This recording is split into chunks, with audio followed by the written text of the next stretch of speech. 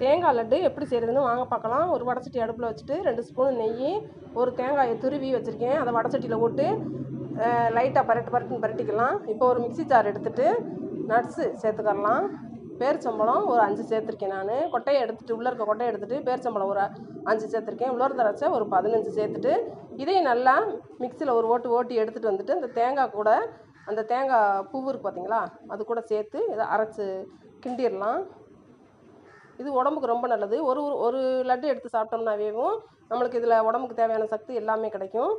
இந்த பாருங்கள், நாட்டு சக்கரை தேவைன்னா போட்டுக்கோங்க. இதுலேயும் நம்மளுக்கு இனிப்பு இருக்குது. அதனால் இப்போ வந்து கிண்டியாச்சு. அதையும் சேர்த்துட்டு இப்போ லைட்டாக சூடு ஆறவும் அப்படி உருண்டை பிடிச்சிக்கலாம். உருண்டை பிடிச்சாச்சு. பார்க்கும்போதே எப்படி கலர்ஃபுல்லாக இருக்குன்னு பாருங்கள்.